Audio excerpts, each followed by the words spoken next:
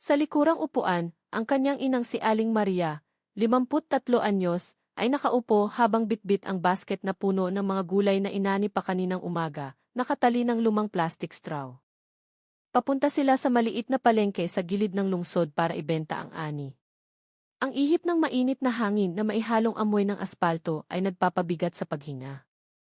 Dahan-dahan lang, anak, huwag kang kakarera, malambing na sabi ni Aling Maria habang tinatapik ang balikat ng anak. Sumulyap si Rina sa side mirror at mumiti ng tipid. Opo, Nay. Magtitinda lang tayo sandali. Makakauwi rin agad.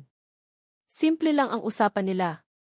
Naglalarawan sa buhay ng dalawang babae na sanay magtrabaho ng husto ng walang maraming reklamo.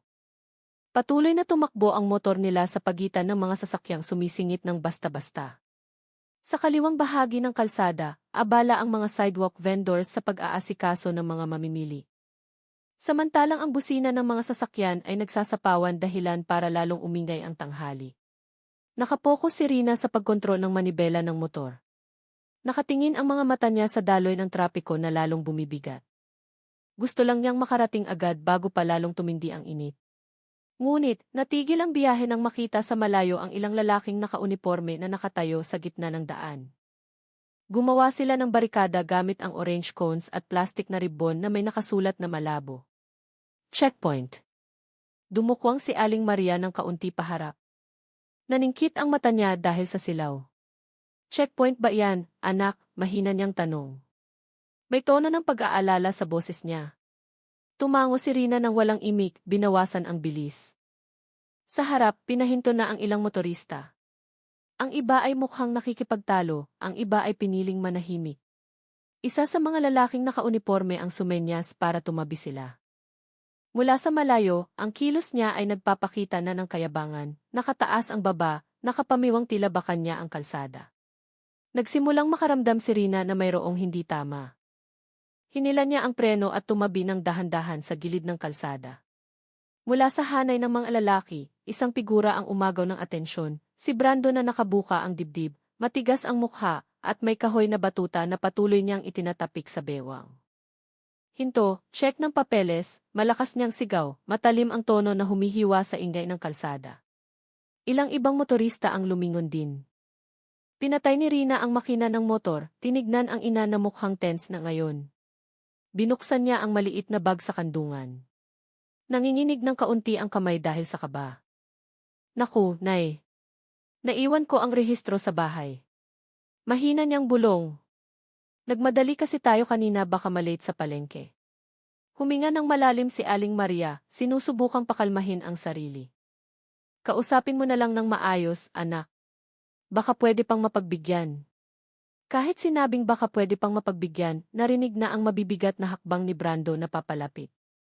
Sinuyod ng tingin niya ang katawan nila mula ulo hanggang paa, tila naghahanap ng rason para manisi. May papeles ba kayo o wala? Masungit na tanong niya. Yumuko si Rina bilang paggalang. Pasensya na po, sir, naiwan ko po ang rehistro sa bahay, nagmadali po kasi ako. Bago pa siya makatapos magsalita. Itinaas ni Brando ang kamay sumingit sa usapan gamit ang mataas na tono. Nagmadali. Lahat naman kayang sabihin yan. Wala akong pakialam. Umalingaw-ngaw ang boses niya dahilan para tumingin ng may awa ang ilang motorista. Nagsimulang magmasid ang mga taong dumadaan. Ilang motorista na pinahinto na rin ang nakatingin ng may awa. Ang iba ay nagpanggap na abala para hindi madamay. Samantala, nakayuko si Rina, sinusubukang maging magalang. Kahit na bumibigat na ang pakiramdam niya, alam niyang ang sitwasyong ito ay hindi karaniwang checkpoint. Ang matalim na tingin ni Brando at ang mapilit na pananalita ay nagparealize sa kanya. May ibang motibo sa likod ng checkpoint noong tanghaling iyon. Lumapit si Brando ng may sadyang hakbang. Ipinapakita ng mukha ang kayabangan. Dumukwang siya ng kaunti, tinitigan si Rina mula itaas pababa tila ba kinikilatis ang sirang gamit. Sa malamig na boses, ay nagtanong siya, paano na ang papeles? Nasaan? Sinubukan ni Rina na manatiling kalmado. Naiwan ko po, sir. Pero legal po ang motor na to, nasa bahay po ang papeles. Naputol ang sasabihin niya nang biglang gumalaw ang kamay ni Brando at mumisi. Nang walang pasakalye, nagbigay siya ng offer na malinaw na wala sa procedure. Ganito na lang para hindi na mahirapan. Kung gusto mong matapos agad, 2,000 na lang. Naging tense ang pakiramdam ng hangin sa paligid nila. Nanigas si Rina, kumulo ang dugo dahil pakiramdam niya ay pinaglalaruan siya. 2,000. Wala po akong ganoong kalaking pera, sir, mahina pero matatag niyang sagot. Nanginginig ng kaunti ang boses dahil sa pagpipigil ng galit at hiya. Pumikit si Aling Maria. Nanginginig ang labi. Pinipigil ang kaba. Nagbago ang tono ng boses ni Brando, naging magaspang. Suminghal siya at lalong lumapit para marinig ng ibang tao ang banta niya. Huwag kang lalaban ha. Kung ayaw mong mahirapan, sumunod ka na lang. Ang pangungusap ay sinabi sa tonong nananakot, dahilan para maging hindi komportable ang ilang motoristang nakakita. Nanigas ang mukha ni Rina pero tumanggi siyang sumuko sa pangingikil na iyon. Mabilis na umikot ang isip ni Rina. Malinaw na hindi niya kaya ang 2,000 at ang pagbibigay ng pera ay parang pagsang-ayon na rin sa hayagang korupsyon. Naging maingay ang paligid, ang ilan ay yumuko, ang iba ay nanatiling nakatayo habang binubuksan ang kamera ng cellphone. Tumaas ang tensyon, parang hiningang naghihintay ng mitsa. Lalong tumayo ng tuwid si Brando, naghihintay ng pagsunod. Tinitigan ni Rina ang ina, naramdaman ang bigat sa balikat, pero pati ang galit na nagsisimulang maipon. Pinatunayan ng sitwasyon ang isang bagay. Hindi lang ito inspeksyon, ito ay pang-aapi na handang sumabog kung walang maninindigan. Naging tense ang atmosphere sa kalsada. Ilang residente na dumadaan ang nagsimulang magbagal ng lakad. Isang lalaking nasa middle age sa gilid ng bangketa ang bumulong sa kaibigan. Official checkpoint ba yan? Bakit nang hihingi ng pera? Mahina ang bulong pero sapat na para makuha ang atensyon ng ibang residente. Lahat ng mata ngayon ay nakatuon kay Brando at sa dalawang tauhan na nakatayo ng may matigas na mukha.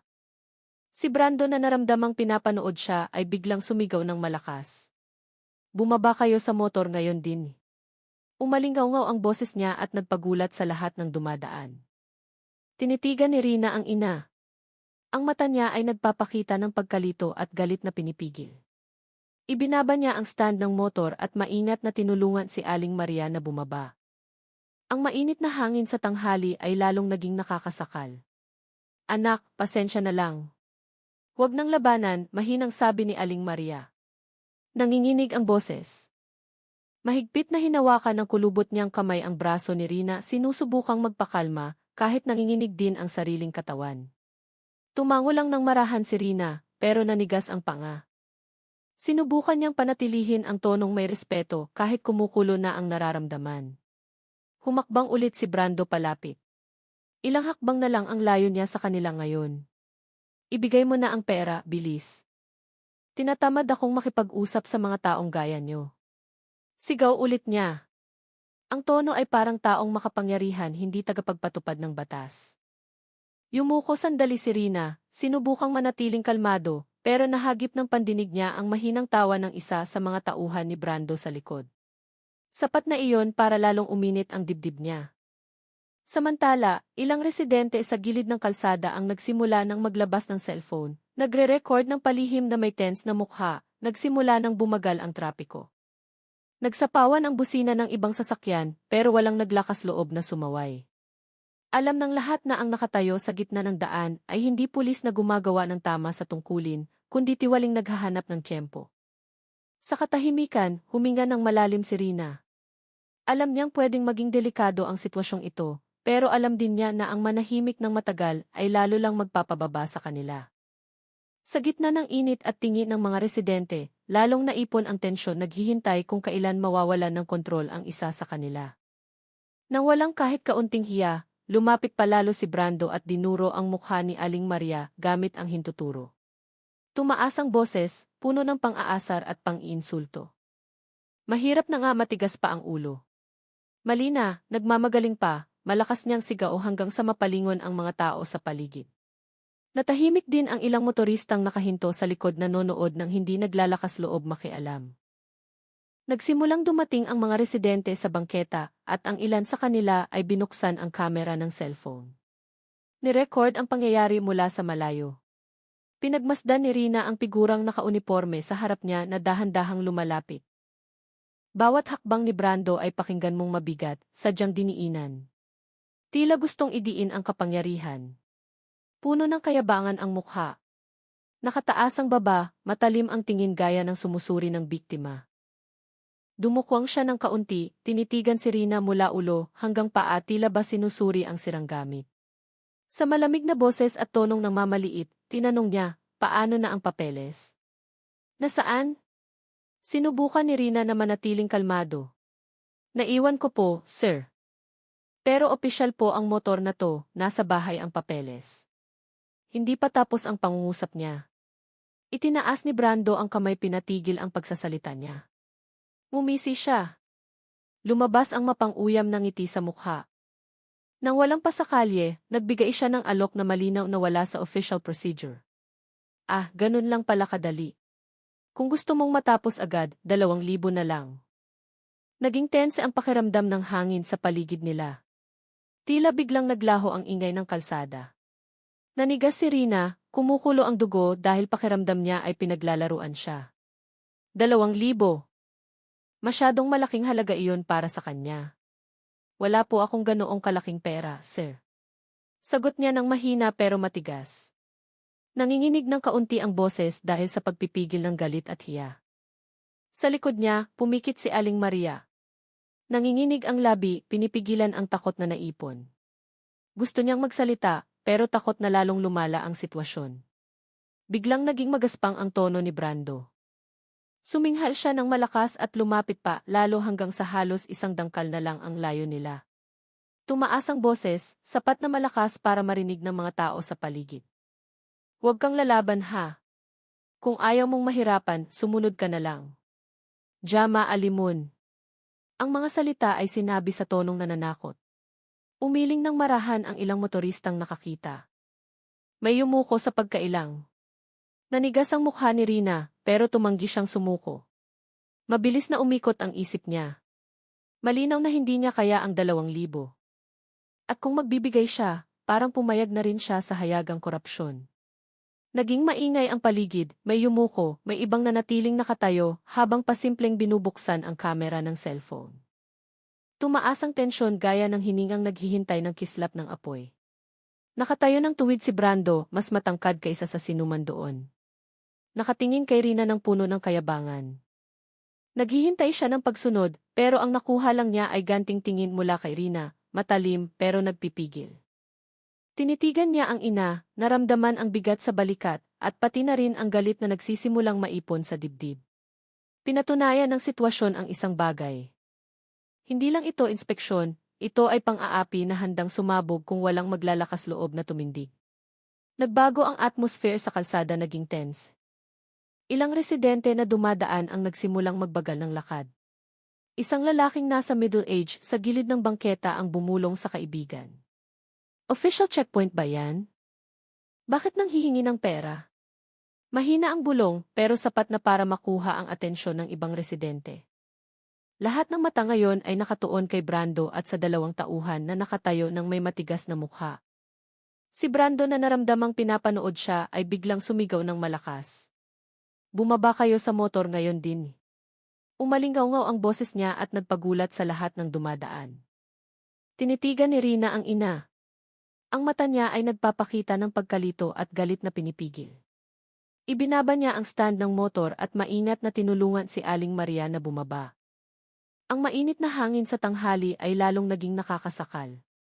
Anak, pasensya na lang. Huwag nang labanan, mahinang sabi ni Aling Maria. Nanginginig ang boses. Mahigpit na hinawakan ng kulubot niyang kamay ang braso ni Rina, sinusubukang magpakalma kahit nanginginig din ang sariling katawan. Tumango lang ng marahan si Rina, pero nanigas ang panga. Sinubukan niyang panatilihin ang tonong may respeto kahit kumukulo na ang nararamdaman. Humakbang ulit si Brando palapit. Ilang hakbang na lang ang layo niya sa kanila ngayon. Ibigay mo na ang pera, bilis. Tinatamad akong makipag-usap sa mga taong gaya niyo. Sigaw ulit niya. Ang tono ay parang taong makapangyarihan, hindi tagapagpatupad ng batas. Yumuko sandali si Rina, sinubukang manatiling kalmado, pero nahagip ng pandinig niya ang mahinang tawa ng isa sa mga tauhan ni Brando sa likod. Sapat na iyon para lalong uminit ang dibdib niya. Samantala, ilang residente sa gilid ng kalsada ang nagsimula ng maglabas ng cellphone, nagre-record ng palihim na may tense na mukha, nagsimula ng bumagal ang trapiko. Nagsapawan ang busina ng ibang sasakyan, pero walang naglakas loob na sumaway. Alam ng lahat na ang nakatayo sa gitna ng daan ay hindi pulis na gumagawa ng tama sa tungkulin, kundi tiwaling naghahanap ng tiyempo. Sa katahimikan, huminga ng malalim si Rina. Alam niyang pwedeng maging delikado ang sitwasyong ito, pero alam din niya na ang manahimik ng matagal ay lalo lang magpapababa sa kanila. Sa gitna ng init at tingin ng mga residente, lalong naipon ang tensyon, naghihintay kung kailan mawawalan ng kontrol ang isa sa kanila. Nang walang kahit kaunting hiya, lumapit palalo si Brando at dinuro ang mukha ni Aling Maria gamit ang hintuturo. Mahirap na nga, matigas pa ang ulo.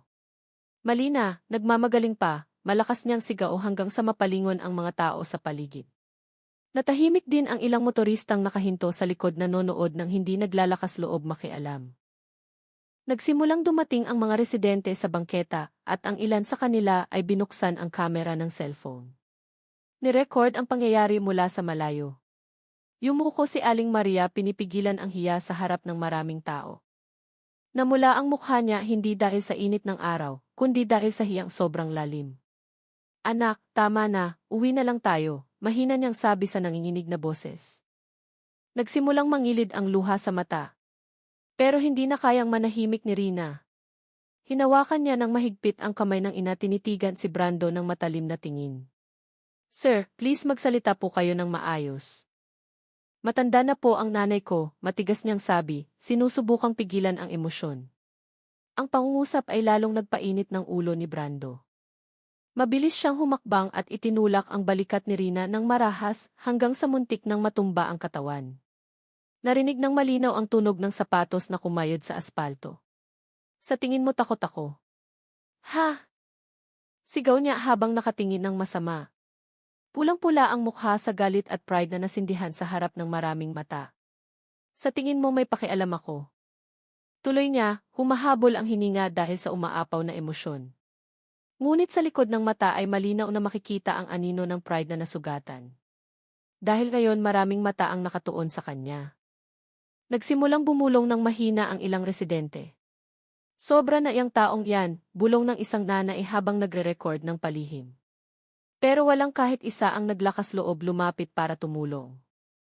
Alam ng lahat na nakasaksi sila ng bagay na pwedeng mauwi sa trahedya. Samantala, dahan-dahang tumayo ulit si Rina. Dumikit ang alikabok sa uniforme, pero nagsimula ng kumislap ang mata sa pagpipigil ng galit. Alam niyang lumagpas na sa limitasyon ang sitwasyong ito.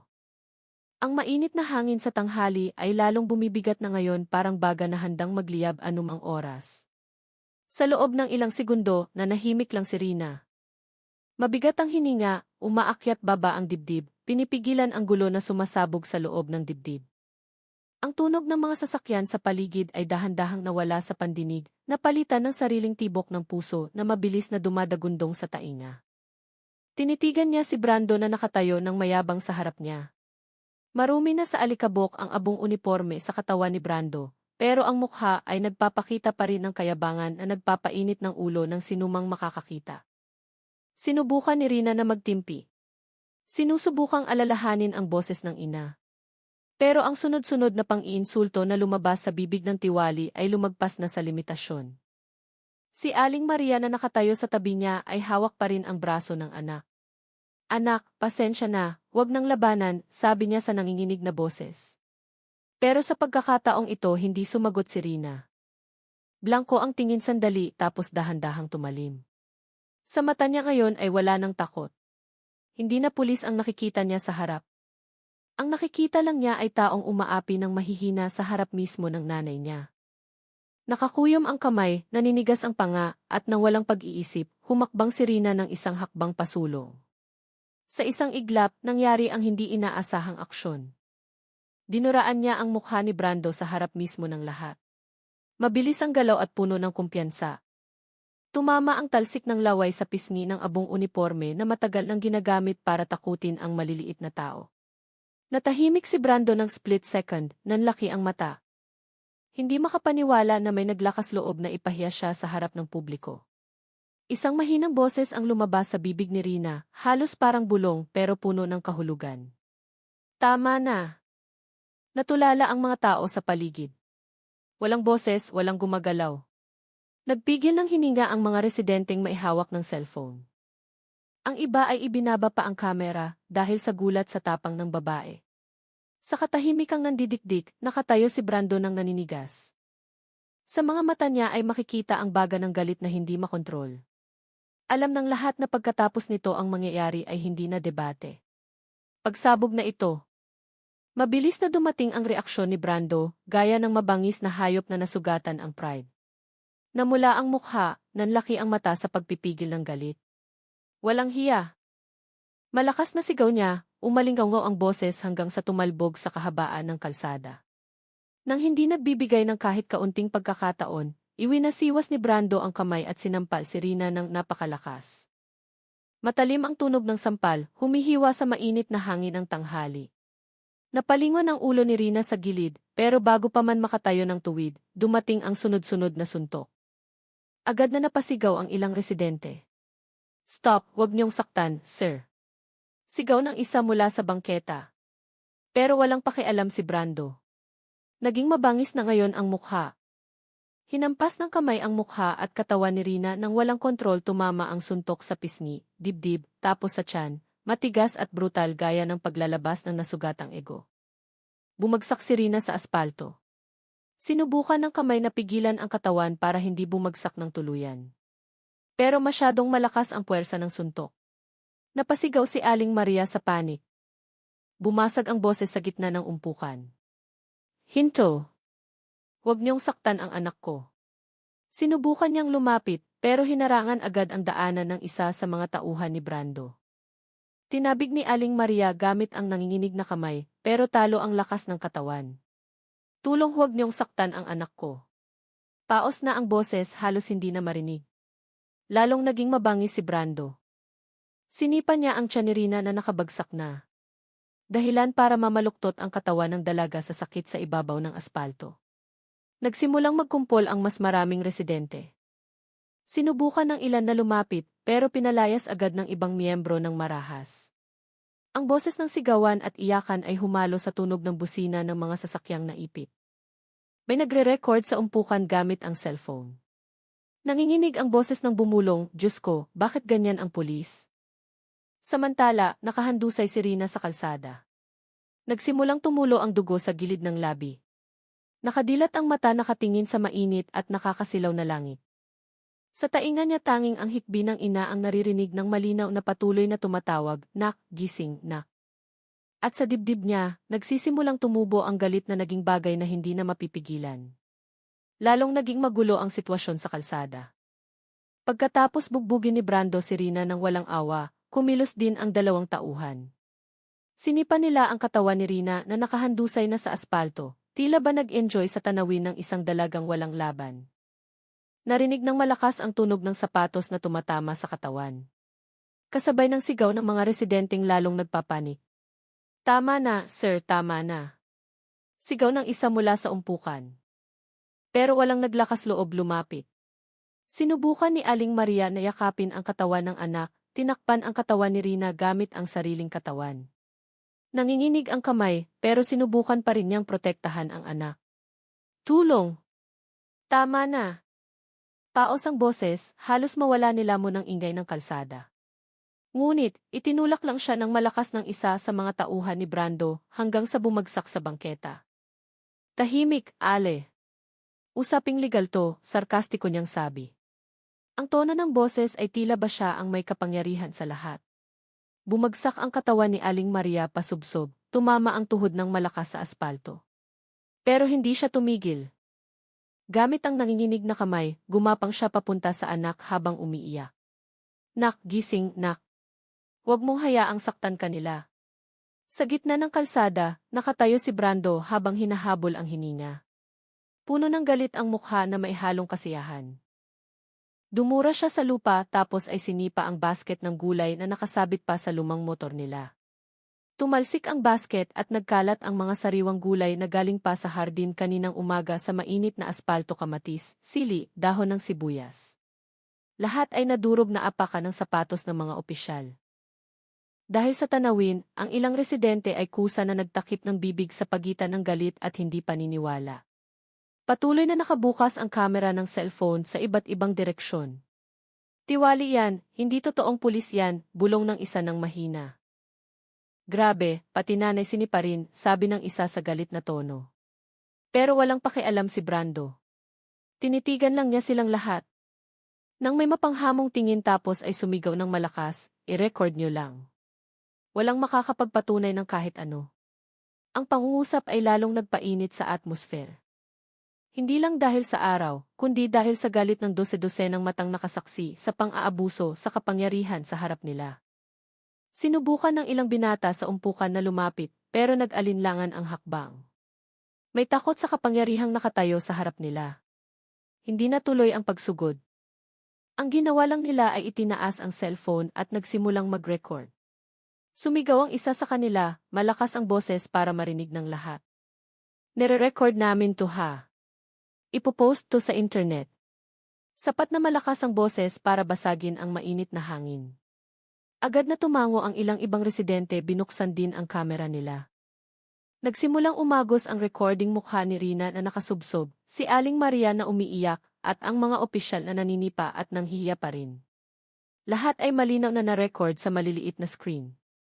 Nagbago ang reaksyon ni Brando. Humakbang siya pasulong, tumingin sa direksyon ng mga binatang nagre-record ng matalim na tingin na puno ng banta. Mag-record lang kayo. Gusto niyo bang ipakulong ko rin kayo? Bulyaw niya. Matigas at intimidante ang boses, sinusubukang baliin ang tapang ng sinumang maglalakas loob lumaban.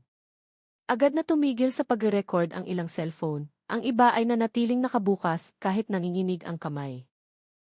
Sa halip na matakot ang lahat, ang banta ay lalong nagpainit sa sitwasyon.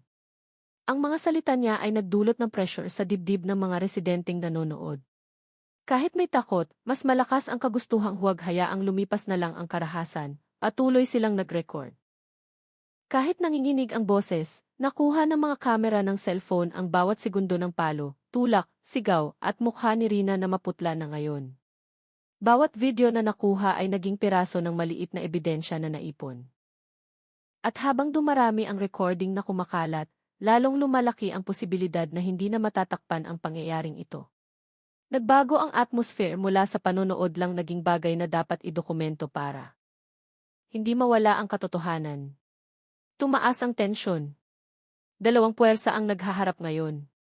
Ang isang panig ay gumagamit ng otoridad para manakot. Samantalang ang kabilang panig ay gumagamit ng simpleng teknolohiya bilang kasangkapan ng paglaban. Nagbubulungan ang mga residente. May nagsisimula ng mag-ipon ng lakas ng loob para lumapit. May nanatili sa pwesto na nakataas ang cellphone. Ang galit ay namuo sa pagitan nila hindi lang dahil sa marahas na aksyon, kundi dahil din sa tapang ng tiwaling pakiramdam ay hindi tinatabla ng batas. Ang kalsada ay naging tahimik na saksi ng hidwaan sa pagitan ng kapangyarihang sinusubukang busalan ang bibig ng taong bayan at ng mga kamera na tumatangging mamatay. Nakahandusay ang katawan ni Rina sa aspalto. Puno ng dugo at alikabok ang mukha. Mabigat ang hininga, putok ang labi, malabo ang paningin. Ang mundo sa paligid ay parang umiikot. Ngunit sa gitna ng ingay, sigawan, at tunog ng busina sa malayo, iisang bagay lang ang malinaw na naririnig sa tainga niya, ang boses ng pag-iyak ng ina. Nak, gising, nak. Please gising. Ang boses ay mahina, pero tumatago sa lahat ng sakit na dumadagan sa katawan. Sa kondisyong half-conscious, dahan-dahang iminulat ni Rina ang mata.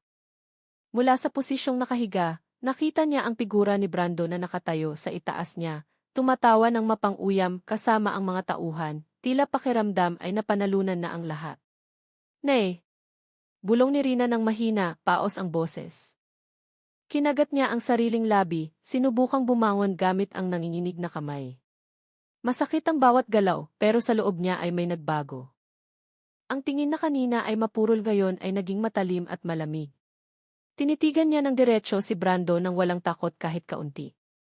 Ang tingin ng mata ay nagpatahimik sa ilang residenteng nakakita. Hindi na iyon tingin ng biktima, kundi mata ng taong handang lumaban. Sa isang iglap, tumayo ng tuwid si Rina. Nagbago ng tuluyan ang galaw. Wala nang panginginig, wala nang panik. Nanigas ang katawan pero stable. Regular ang hininga. Sinubukan ng isa sa mga pulis sa kanang bahagi ni Brando na sipain siya para patumbahin ulit. Pero mabilis na gumalaw si Rina. Hinawakan niya ang paa ng sumalakay gamit ang reflex na pag-ikot ng katawan. Nang kaunti tapos ay humataw ng siko sa tiyan ng pulis. Narinig ang malakas na tunog ng tama at bumagsak agad ang lalaki sa lupa. Hindi gumagalaw, nagulat ang mga residenteng nanonood. May napasigaw ng mahina. Natulala si Brando, hindi makapaniwala sa kakayari lang niyang makita. Tinitigan niya si Rina na ngayon ay nakatayo ng tuwid. Tumutulo pa ang dugo sa sentido, pero iba ang ekspresyon. Hindi na mukhang biktima. Naglaho ang lahat ng takot sa mukha, napalitan ng kapanatagan na nakakatakot. Nagsimulang magbulungan ang mga residente sa paligid. Diyos ko, marunong siyang mag-self-defense. Pero walang nakakaalam na ang nasasaksihan nila ay hindi lang simpleng katapangan, iyon ay reflex ng isang manlalaban na matagal nang natutulog. Ngayon ay nagising ng kawalan ng katarungan na sumobra na. Umatras si Brando ng ilang hakbang, nanlaki ang mata sa gulat. Ang tanawin sa harap ay parang hindi makatwiran para sa kanya. Ang babaeng kakatapos lang mabugbog, duguan, at halos mawala ng malay ay nakatayo na ngayon ng tuwid na naninigas ang katawan at matalim ang tingin. Ano to? Sigaw niya sa tonong hindi makapaniwala. Humakbang si Rina pasulong ng dahan-dahan. Tumutulo pa ang dugo sa labi. Pinunasan niya ito gamit ang likod ng kamay tapos ay tumingin ng diretsyo kay Brando. Ako naman ang magsasalita ngayon, patag niyang sabi. Pero ang boses ay puno ng paniniwala at kapanatagan na nakakayanig. Kusa na sumugod ang mga tauhan ni Brando na nakakita sa pagbabago. Sinubukan ng isa na umatake mula sa gilid gamit ang malakas na sipa. Pero mabilis na gumalaw si Rina. Sinalag niya gamit ang siko tapos ay gumanti ng straight punch sa panga. Narinig ng malakas ang tunog ng tama, bumagsak agad ang lalaki, humampas sa aspalto na wala ng malay sa pwesto. Sabay na sumugod ang dalawa pa. Pero mas mabilis gumalaw si Rina kaysa sa kaya nilang isipin. Umiwas siya ng kalahating hakbang, pinaikot ang katawan, tapos ay nagpakawala ng sunod-sunod na suntok sa tiyan at dibdib nila. Narinig ang boses ng nasakal na hininga bago parehong bumagsak pasubsob ng walang laban. Hindi bara-bara ang galaw ni Rina, lahat ay sukat at episyente. Walang labis na galaw, malinaw lang na teknik, matalim na lakas, gaya ng taong matagal nang sanay humarap sa totoong atake. Sa loob ng ilang segundo, 3 tao ang tumumba. Ang mga residenteng sa paligid na kanina ay nanonood lang ay naghiyawan na ngayon. May nagulat, may natulala. Diyos ko, dating atleta siya. Sigaw ng isa mula sa likod ng umpukan. Ang boses na iyon ay lalong nagpakumbinsi sa iba na ang nakikita nila ay hindi lang spontaning paglaban. May nakatago sa likod ng kapanatagan ng babae. Nakatayo si Brando ng naninigas, mabigat ang hininga. Ang mukha na dati ay mayabang ngayon ay naging lito at takot. Lumakad si Rina palapit ng dahan-dahan. Malamig ang tingin, puno ng wibawa. Akala niyo pwede kayong manakit ng tao ng basta-basta? Mahina niyang sabi, pero ang tono ay tumutusok parang matalim na patalim. Tila tumigil ang hangin sa paligid nila. Ang tunog ng busina, hakbang ng paa, pati ang sigaw ng mga residente, lahat ay parang nalunod sa katahimikang puno ng tensyon. Lahat ng mata ngayon ay nakatuon sa isang bagay. Isang babae na dati ay naging biktima ngayon ay nakatayo ng tuwid bilang manlalaban, binabawi ang dignidad bawat segundo, nakikitang bumabagsak ang lahat ng tauhan. Sumigaw si Brando sa galit at sumugod agad. Iwinasiwas niya ang straight punch papunta sa mukha ni Rina, pero madaling basahin ang galaw. Sa isang hakbang sa gilid, sinalag ni Rina ang atake gamit ang forearm. Tapos ay pinaikot ang katawan at gumanti ng malakas na suntok sakto sa dibdib ni Brando. Umatras ang malaking katawan ng ilang hakbang, nawala ng balance, pero sinubukan pa ring umatake ulit gamit ang tulak na puno ng emosyon. Muling lumipad ang sunod na suntok. Sa pagkakataong ito ay mas mabilis, pero yumuko si Rina tapos ay gumanti ng mabilis na kombinasyon, isang suntok sa panga, isa pa sa tiyan. Dalawang malakas na magkasunod na hampas ang nagpajuwang kay Brando at ang pangatlong suntok sakto sa tadyang ang nagpawala ng lakas niya ng tuluyan. Tumilapon ang katawan niya paatras at bumangga sa sariling service motorcycle. Malakas at umaalingaw-ngaw ang tunog ng tama. Ang helmet na nakasabit sa side mirror ay nahulog din gumulong sa aspalto. Sinubukan niyang bumangon. Idiniin ng kamay ang dibdib habang umiingit sa sakit. Puno na ng alikabok at dugo ang mukha ngayon. Hinihingal. Sa harap niya, nakatayo ng tuwid si Rina na may malamig na ekspresyon ng walang kahit kaunting pag-aalinlangan. Lumakad siya palapit ng dahan-dahan, nakatingin ng diretsyo kay Brando na sinusubukan pa ring tumayo. Sa boses na mababa pero malinaw, sinabi ni Rina, hindi ito para sa akin, kundi para kay nanay. Ang pangungusap ay sinabi ng walang galit, pero puno ng katigasan na tumagos sa puso ng sinumang nakarinig. Sa sumunod na segundo, iwinasiwas ni Rina ang isang huling suntok na malakas, asintado, at puno ng tenaga. Malakas ang tunog ng tama at bumagsak agad si Brando sa lupa nang hindi nakapagpigil. Nakahandusay ang katawan niya sa tabi ng motor. Walang malay. Ang mga residenteng nanonood ay nagpigil ng hininga sandali bago narinig ang maliit na boses, tapos ay spontaning palakpakan. Hindi dahil masaya silang makakita ng karahasan, kundi dahil sa wakas ay gumanti ang katarungan sa lugar. Sa gitna ng init ng tanghali at alikabok ng kalsada, pinabagsak ng isang dalaga ang tiwaling nakatayo noon sa ibabaw ng peking kapangyarihan. Pagkatapos ng huling suntok na iyon, nagbago ng tuluyan ang atmosphere sa kalsada. Wala nang sigawan, wala nang bulyawan, pati ang tunog ng busina ng sasakyan ay tumigil. Biglang tumahimik ang kalsada, tila ba nakipagpigil din ng hininga ang buong lungsod. Ang mga residenteng nagkumpol ay nakatayo na ngayon ng tahimik. Nakapako ang mata nila kay Brando na nakahandusay ng walang malay sa tabi ng motor. Lumilipad pa rin ang mabagal ang alikabok ng kalsada, lumilikha ng matigas at mabigat na atmosphere. Ilang tao ang tumitig kay Rina na may mukhang hindi makapaniwala. Puno ng sugat at dugo ang katawan, pero nakatayo pa rin siya ng tuwid. Umaagos ang pawis na may halong dugo sa mukha, pero nanatiling payapa ang mata. Sa gitna ng umpukan may nagsimulang umiyak at ang iba ay pumalakpak ng mahina hindi dahil sa karahasan, kundi dahil sa wakas ay may naglakas loob na lumaban sa kawalan ng katarungan sa harap mismo ng mata nila. Ang tunog ng palakpak na iyon ay mahina pero totoo. Tanda ng respeto na tumubo ng kusa mula sa puso nila. Mula sa direksyon ng bangketa, tumakbo si Aling Maria nang may pasuray-suray na hakbang papunta sa anak. Nanginginig ang katawan, mabigat ang hininga, pero patuloy siyang tumatawag, "Nak, Rina." Niyakap agad ng kulubot niyang kamay ang katawan ng anak pagkalapit. Parehong nanginginig ang katawan ng dalawa. Tinitigan ni Aling Maria ang mukha ni Rina na pasa at marumi na may basang mata. "Nak, ayos ka lang?" tanong niya ng mahina. Umiling ng marahan si Rina habang nakangiti ng mahina. "Hindi ko lang natiis, Nay. Sobra na sila." Niyakap siya ni Aling Maria nang mas mahigpit tila gustong siguraduhin na ang anak ay nasa yakap talaga niya. Sa paligid nila, nanatiling nakatayo ang mga residente na nanonood ng tahimik. May yumuko, may tumingin ng may paghanga, at ang iba ay patuloy na nagre-record ng walang sinasabing anuman. Wala nang takot sa hangin. Tanging katahimikan na nag-iwan ng isang katotohanan. Noong araw na iyon sa ilalim ng tirik na araw ng lungsod ng Maynila, isang babae at ang kanyang ina ang nagtagumpay na tumayo laban sa kapangyarihang ng aapi sa kanila. Ilang minuto matapos kumalma ang sitwasyon, narinig ang sirena ng mobile patrol mula sa malayo. Agad na tumabi ang mga residente sa gilid ng kalsada, nagbigay ng puwang sa gitna ng umpukan na siksikan pa rin.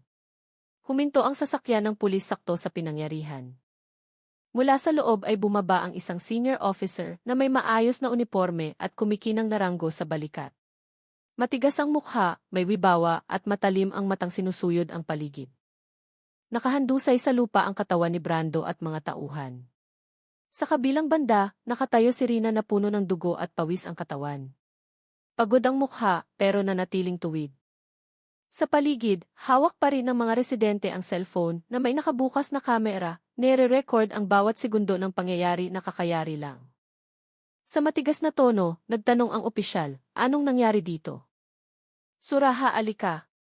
Ilang residente ang agad na nagunahang lumapit para magpaliwanag, "Sir, ni-record namin ang lahat." Hindi ang residente ang may kasalanan, kundi ang tiwaling iyan ang naunang magsimula. Sabi ng isang binata habang ipinapakita ang cellphone.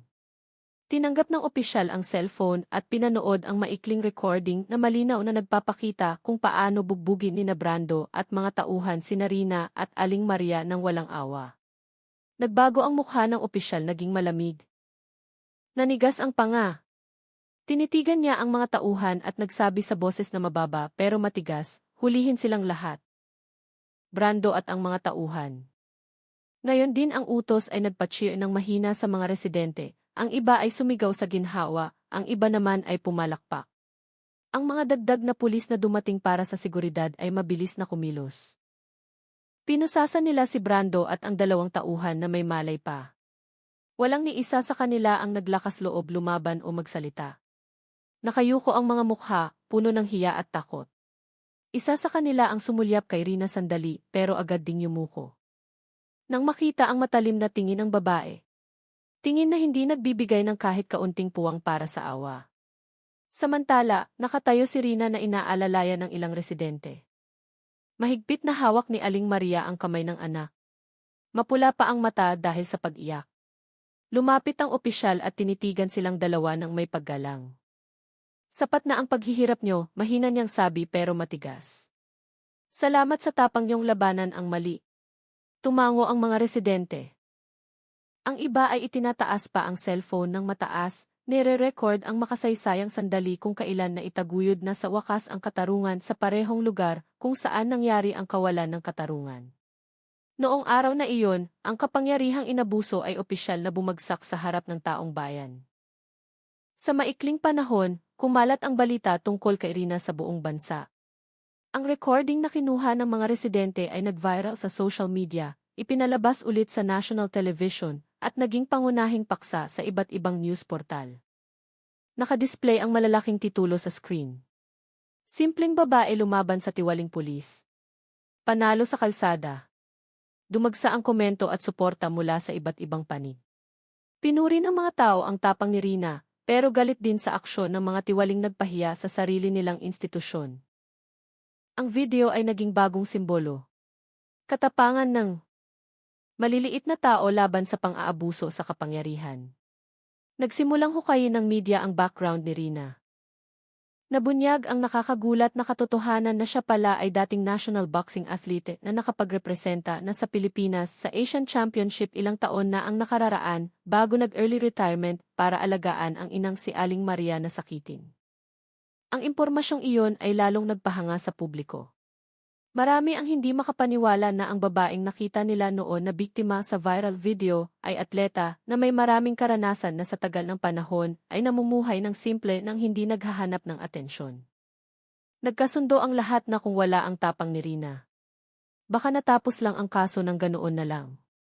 Ilang araw ang lumipas sa ospital kung saan ginagamot sina Rina at Aling Maria, mas payapa na ang paligid. Nakaupo si Rina sa gilid ng kama ng ina, hawak ang kamay ni Aling Maria na nagsisimula ng gumaling. Tinitigan niya ang ina gamit ang matang pagod pero payapa. "Nay, gusto ko lang ng patas. Gusto ko lang na hindi na maging ganoon kabastos ang mga taong tulad nila." Mahina niyang sabi, tapat at puno ng sinseridad. Walang pagmamalaki sa tono ng boses, tanging ginhawa dahil sa wakas ay naprotektahan niya ang tama. Ngumiti ng mahina si Aling Maria, dahan-dahang tumulo ang luha. Hinaplos niya ang ulo ng anak gamit ang nanginginig na kamay. "Napakagaling mong bata, anak. Laging kasama ng Diyos ang tama," mahina niyang sabi. Simple ang pangungusap pero tinapos ang lahat ng may malaking kahulugan. Sa labas ng kwarto ng pagamutan, patuloy na pinag-uusapan ng mundo ang pangalan ni Rina. Pero para sa kanilang dalawa, tapos na ang laban, dumating na ang katarungan, at kahit puno ng sugat ang katawan nila, payapa na ngayon ang puso nila dahil nakatayo na sa wakas ang katotohanan sa dapat nitong kalagyan. Ilang linggo matapos ang pangyayari sa kalsada, nagbago ng drastiko ang atmosphere sa istasyon ng pulis sa lungsod. Ang malaking gusali na karaniwang tahimik ay puno na ngayon ng reporter, kamera, at boses ng reporter na nag-ulat ng live mula sa lokasyon. Ang kaso ng brutal na pambubugbog na ginawa ni Brando at mga tauhan ay naging pambansang atensyon na ngayon. Ang video na nag-record ng lahat ng aksyon niya ay naging matibay na ebidensya na hindi maitatanggi ni numan. Humingi ng katarungan ang publiko at ang pressure mula sa komunidad ay naging dahilan para walang ibang choice ang pulisya, kundi magdaos ng bukas na ethics hearing. Sa loob ng courtroom, matigas ang atmosphere. Ilang matataas na opisyal ang nakaupo sa panel table na may seryosong mukha. Sa gitna ng kwarto, nakatayo si Brando ng naninigas habang nakayuko ang ulo. Ang abong uniforme na dati niyang ipinagmamalaki ngayon ay wala ng ranggo, walang pangalan, walang wibawa. Matamlay ang mukha, blanko ang mata, tumutulo ang malamig na pawis sa sentido. Sa harap niya, binabasa ng isang opisyal ang resulta ng desisyon sa matigas na tono ng walang awa.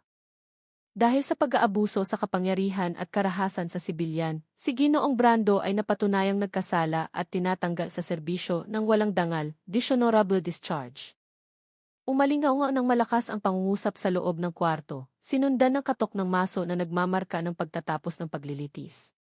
Lalo pang yumuko si Brando. Nanginginig ang kamay sa gilid ng katawan. Walang ni isang kasama ang tumapik sa balikat. Walang naglakas loob magsalita para magtanggol. Ang mundong dati niyang hawak ngayon ay bumaliktad at nilamon siya ng buhay. Naghalo ang hiya at takot sa mukha niya. Alam niyang pagkatapos ng araw na iyon ay wala ng lugar para sa kanya sa institusyon o sa mata ng publiko. Naglaho sa isang iglap ang lahat ng posisyon, parangal at respeto na dati niyang taglay. Pagkalabas ng courtroom, dinumog agad ng 12 ng reporter. Itinutok ang kamera at mikropono sa mukha niya. Walang tigil sa pag-ilaw ang flash. Brando, anong masasabi mo sa desisyon ng pagsibak na to? Sigaw ng isang reporter. Pero hindi sumagot si Brando. Yumuko lang siya, naglakad ng mabilis lagpas sa umpukan. Kasabay ng boses ng komunidad na sumisigaw mula sa labas ng bakod. Sa wakas dumating na talaga ang katarungan. Umalingaw-ngaw ang sigaw sa taingan niya ng malakas. Masakit na paalala na ang kapangyarihang walang moralidad ay laging nagtatapos sa pagkawasak. Ilang araw matapos basahin ang desisyon ng pagsibak, naglakas loob si Brando na pumunta sa ospital kung saan ginagamot si Rina at Aling Maria. Mabagal ang hakbang, maputla ang mukha. Napalitan na ang abong uniforme ng simpleng damit pansibilyan na walang attribute, walang ranggo, tanging mabigat na pagsisisi sa mukha. Huminto siya sa harap ng treatment room number 2113 kung saan ginagamot ang 2 biktima niya. Mula sa likod ng maliit na salamin sa pinto, nakita niya si Rina na nakaupo sa gilid ng kama.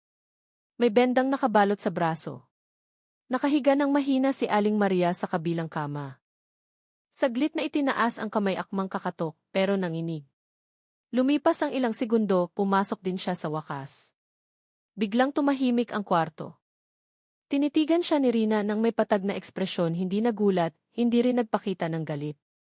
Inilingon ni Aling Maria ang mukha, tila ayaw tignan ang taong sumipa sa kanya sa highway. Sa mahina at nanginginig na boses, sinubukan ni Brando na magsalita. Nagkamali ako, sabi niya. Halos pabulong. Maling-mali ako nung time na iyon. Yumuko siya, hindi naglakas loob na tumingin ng diretsyo.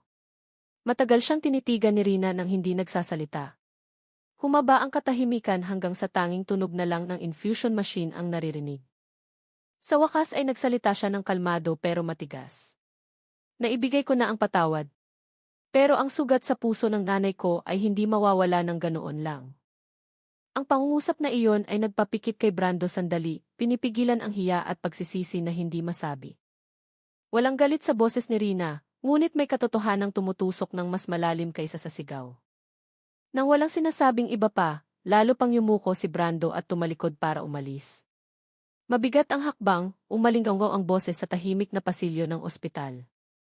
Tinitigan siya ng ilang nurse ng malamig. Hindi siya lumingon sa likod, hindi na naglakas loob na tignan ang mukha ng mga taong sinaktan niya. Sa kanyang pasuray-suray na paghakbang palabas ng ospital, may na-realize si Brando. Ang pagsisisi ay hindi laging kayang burahin ang nagawa at hindi lahat ng sugat ay mapapagaling ng salitang patawad. Lumipas ang ilang buwan mula nang mangyari ang insidente sa kalsada na nagpabago sa buhay nila. Ang atmosphere sa barangay kung saan nakatira sina Rina at Aling Maria ay mas tahimik na ngayon. Ang umaga ay laging nagsisimula sa sariwang hangin at amoy ng basang lupa mula sa hardin sa likod ng bahay. Sa harap ng simpleng bahay na iyon, ang maliit na mesang kahoy ay ginawang pwesto ng gulay. Doon nagtitinda sina Rina at Aling Maria tuwing umaga, nagsisilbi sa mga kapitbahay at residente sa paligid na bumibili ng pang-araw-araw na pangangailangan. Walang spotlight ng kamera, walang umpukan ng reporter, tanging karaniwang routine na matagal na nilang namimiss. Nakaupo si Rina sa monoblock chair, nagtitimbang ng sili sa maliit na timbangan. Ang itim na buhok ay nakatali ng simple. Ang damit ay luma pero malinis na nagpapahiwatig ng buhay na bumalik sa ayos. Ang mukha ay mukhang mas payapa na walang pasan. "Nay, dumarami ang bumibili ngayon, no?" Sabi niya habang nakangiti ng tipid. Mabilis na nagbabalot ang kamay ng gulay sa plastic bag, nagsisilbi sa mga customer na dumarating ng sunod-sunod.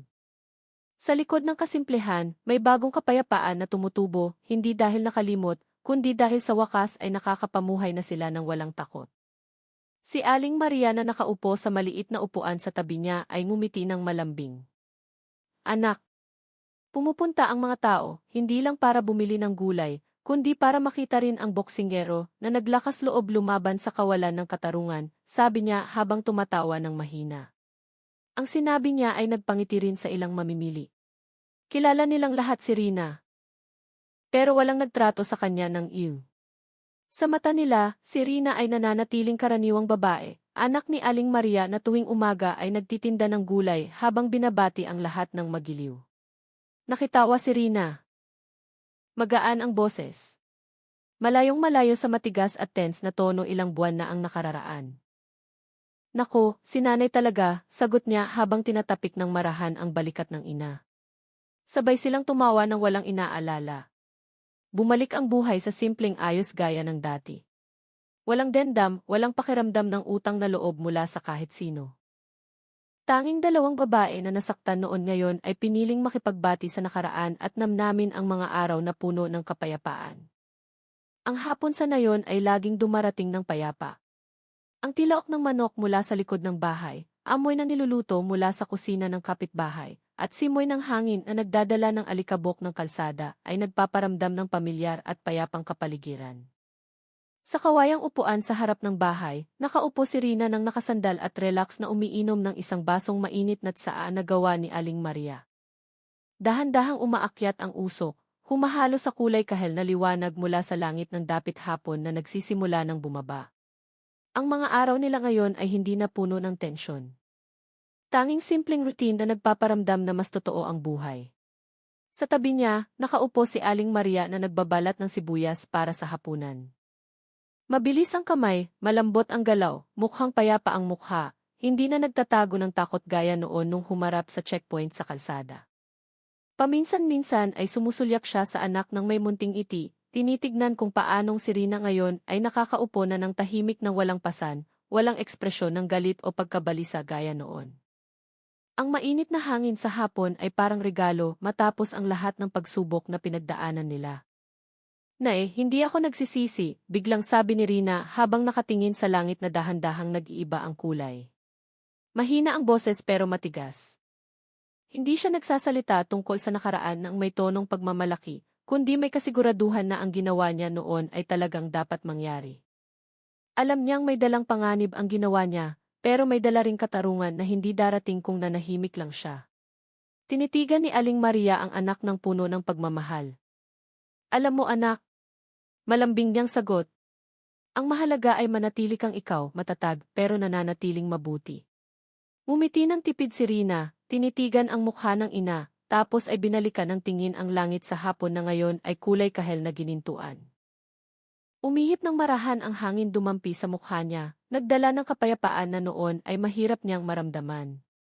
Naiintindihan niyang ang ganitong kapayapaan ay higit na mas mahalaga kaysa sa atensyon ng mundo, mas mahalaga kaysa sa lahat ng papuri na dumarating. Dahil sa huli isa lang ang gusto niya, simpleng buhay kasama ang ina ng walang takot, walang pressure, at walang kawalan ng katarungan na nagmamanman mula sa likod ng uniporme. Simula nang mangyari ang malaking insidente, ang pangalan ni Rina ay ilang beses nang lumabas sa media. Sunod-sunod na dumating ang mga reporter sa bahay niya, gustong marinig mismo ang kwento mula sa babaeng naglakas loob lumaban sa illegal checkpoint at nagpatumba sa tiwali sa gitna ng kalsada. Ngunit sa tuwing tinatanong, laging pareho ang sagot. Sa tono na kalmado at magalang, tinanggihan ni Rina ang interview na iyon. Gusto ko lang po ng tahimik na buhay. Tulungan niyo si nanay para maging leksyon sa lahat ang nangyari kahapon, sabi niya sa isang batang journalist na dumating dala ang kamera at microphone. Walang pagnanasang sumikat. Walang ambisyong kilalanin. Tanging simpleng intensyon na mamuhay ng payapa at siguraduhing ang katarungan ay mailugar pa rin sa bansang ito. Sinubukan ng ilang reporter na mamilit pero nanatiling magalang si Rina. Alam niya. Habang lalo siyang nagsasalita, lalong dadami ang taong gagawing sensasyon ang pangyayari. At ayaw niyang mangyari iyon. Para kay Rina, ang pakikibaka niya ay hindi para tignan, kundi para alalahanin. Matapos ang lahat ng pinagdaanan nila ng ina, ang kapayapaan gayon ay mas maihalaga kaysa sa atensyon ng publiko. Nang maghapon na, mas pinili niyang tulungan si Aling Maria na ihanda ang paninda para bukas kaysa umupo sa harap ng kamera nagkukwento tungkol sa nakaraan. Laging tahimik ang gabi sa bahay nila. Dinig na dinig ang boses ng kuliglig mula sa bakuran sa likod. Samantalang ang hangin sa gabi ay umiihip ng marahan sa bintanang nakabukas. Nakaupo si Rina sa gilid ng kama, pinagmamasdan si Aling Maria na mahimbing nang natutulog sa tabi niya. Mula sa payapang mukha ng ina, naalala niya ulit ang lahat ng nangyari. Ang dugo sa aspalto, alikabok ng kalsada na dumikit sa balat, at sigaw ng mga residenteng nakasaksi sa karahasan noong oras na iyon. Ang lahat ay alaala na lang ngayon, pero alaalang hinding-hindi niya makakalimutan. Dahan-dahan, tinitigan ni Rina ang langit sa gabi mula sa bintana. Mukhang nakasabit ang buwan sa itaas ng bubong ng bahay nila. Sa puso niya bumulong siya, minsan ang katarungan ay hindi nanggagaling sa uniforme, kundi sa lakas ng loob na sabihing tama na. Ang pangungusap na iyon ang naging panapos sa kabanatang puno ng sugat. Kasabay ng simula ng bagong buhay na mas payapa, pumikit siya, hinayaang kumalma ang isip sa unang pagkakataon, matapos ang mahabang panahon, habang ang liwanag ng buwan ay dahan-dahang binalot ang maliit nilang bahay. Tanda na ang bagong yugto ng buhay nila ay talagang nagsimula na. Magandang araw sa inyong lahat. Ano ang mangyayari kapag nagsama ang init ng tanghali, uniforme, at kayabangan sa gitna ng kalsada ng lungsod ng Maynila? Sina Rina at ang inang si Aling Maria ay pinahinto sa illegal checkpoint, ginawang rason ang dokumento ng sasakyan. Ginawang taya ang dangal, pinerahan sila, inintimidate. Hinarap sa hubad na arogansya. Pero nakalimutan nila ang isang bagay. Ang babaeng hinamak nila ay nagtatago ng isang bagay na hindi nakikita. Tapang na handang sumabog. Nasa tuktok ang araw, sinusunog ang siksikang kalsada. Naguunahan ang mga motor at kotse sa gitna ng lumilipad na alikabo. Sa gitna ng kaguluhang iyon, si Rina, 27 anyos na babae na may simpleng mukha at matigas, ay nagmamaneho ng kanyang lumang motorsiklo. Yeh!